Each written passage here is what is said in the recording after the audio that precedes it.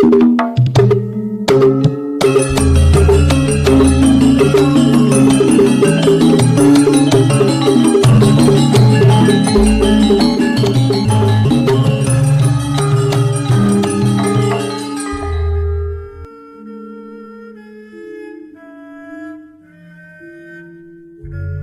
Ibu, para kadang kinasih simbah-simbah lan adik-adik, para rama suster bruder berkah dalem Gusti, sugeng rawuh wonten ing PDSK channel menika. Kados pundi kabar panjenengan? Mugi-mugi bagas kasarasan kesehatan kawilujengan tansah mengku kula panjenengan sami anggenipun nglampahi gesang ing dinten menika. Lan mugi-mugi lumantar panglimbang basa Jawi waosan Injil kula panjenengan sansaya saged gayuh iman kapitadosan ingkang leres lan mantep.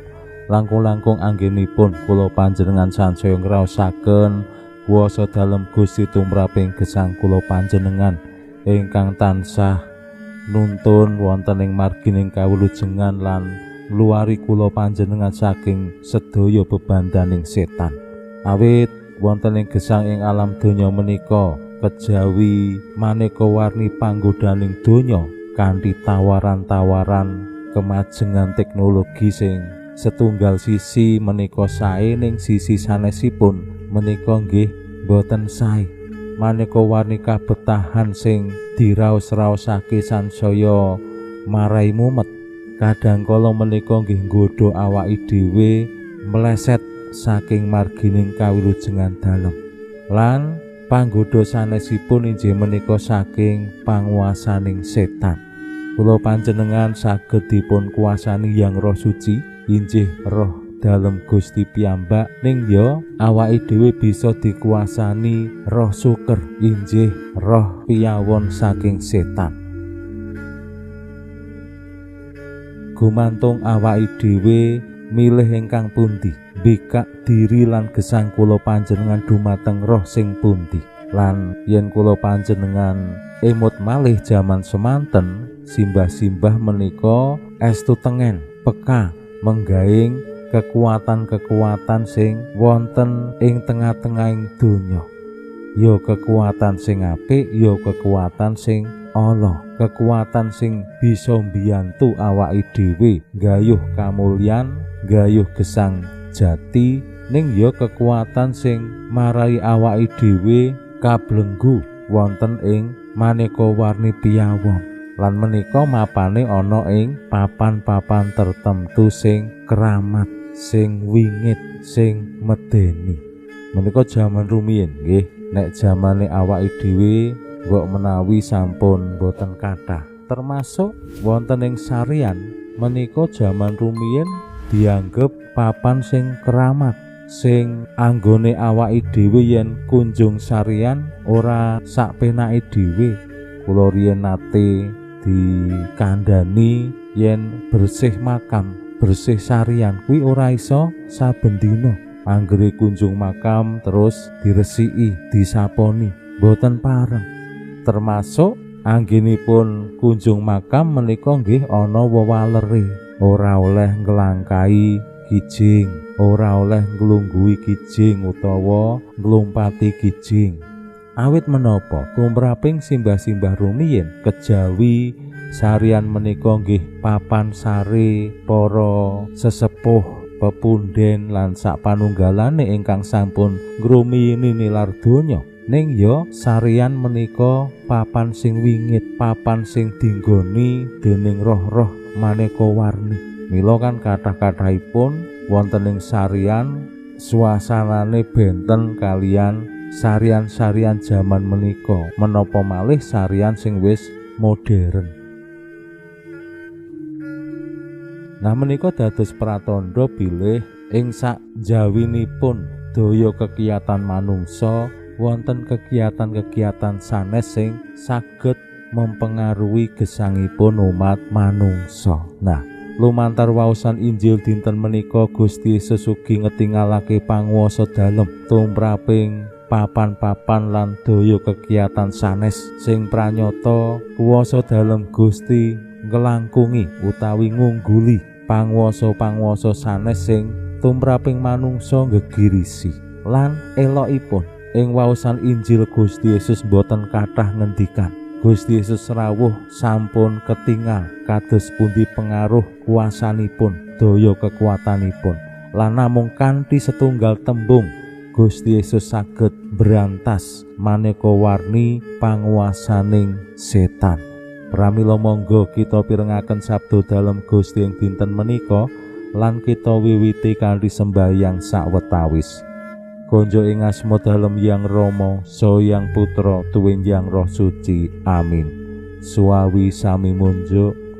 Gusti Yesus sabda dalem Hyang Rama ingkang sampun manjalma, mugi karsa ngandika dhateng kawula wonten ing asepen ing telenging manah kawula. KBKO kegiatan lan panglipur ingkang manjing ing sabda dalem kapenuwana kawula mawira ing kawicaksanan dalem. Mugi-mugi srana anggen kawula maos lan mirengaken sabda dalem kawula sansaya nunggil ing sampeyan dalem. Amin. Waosan Injil kapetik saking Injil Matius bab 8 ayat 28 ngantos dumugi 3 dasa sekawan. Nalika Gusti Yesus rawuh ing sabranganing telaga ing wilayahe wong-wong Gadara, ana wong loro kepanjingan setan sing mapagage. Wong loro mau padha metu saka ing guwa pakuburan lan ganas-ganas banget. Mulane ora ana wong sing wani liwat kono. Dumadakan padha pating brengok. Kagungan karsa menapa panjenengan dhateng kula, putraning Allah? Rawuh panjenengan menika menapa badhe nyiksa kula ing saderengipun wanci? Ora adoh saka kono ana wong sing padha angon pepantran babi akeh. Setan-setan mau banjur nyuwun, menawi kula panjenengan tundung, keparenga ngangslupi pepantran babi menika.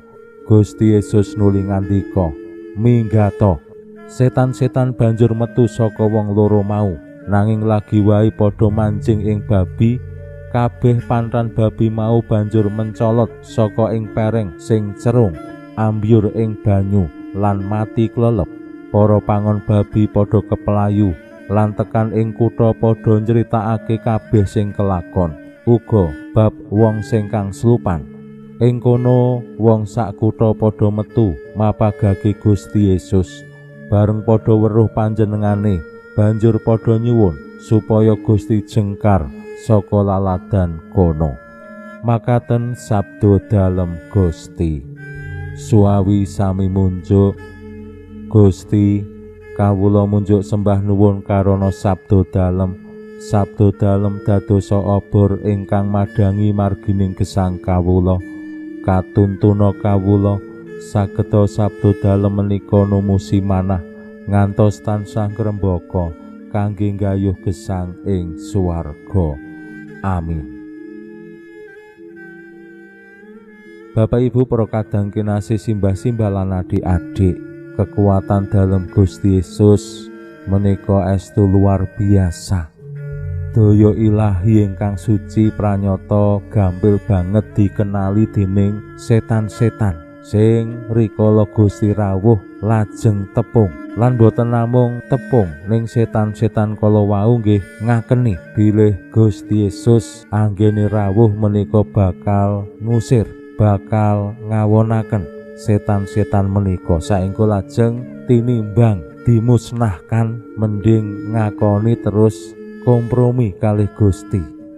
Yen badhe nundung kula keparenga ngangslupi pepantran babi. Ambok menawi menika sing jalari babi-babi menika haram, merga diangslupi setan. Mengko nek mangan babi, daya kekuatane setan iso mlebu neng awake menungso. Mila Bapak Ibu ampun nedha daging babi nggih. Enak banget menika. Menapa malih didamel rica-rica utawi goreng, sambele sing pedes, wah mantap. Gusti Yesus namung ngendika minggato. Nah menika keyakinan dalam Gusti tumraping daya kekuatan awon ingkang kedah pancen diadepi kanthi tegas. Tentu boten namung ing tetembungan nggih, nanging Gusti Yesus ingkang piniji dening Allah dados pribadi suci tebih saking dosa menika sing jalari setan-setan sami kawon, roh-roh awon nggih sami kalah. Yen awake dhewe temtu boten saged kados mekaten, ning awake dhewe saged nyuwun dumateng Gusti Yesus supados Gusti Yesus piyambak ingkang ngawonake sedaya daya kekiyatan sing jalari lan nuntun awake dhewe marang dosa, inggih menika setan. Pinuji Allah sakmenika sarta ing salami-laminipun, salam sehat, salam bahagia, salam katentreman. Lan mugi-mugi lumantar panglimbang dinten menika kula panjenengan tansah jinangkung ing berkah dalem Gusti ingkang Maha Kuwasa, Hyang Rama saha Hyang Putra tuwin Hyang Roh Suci. Amin.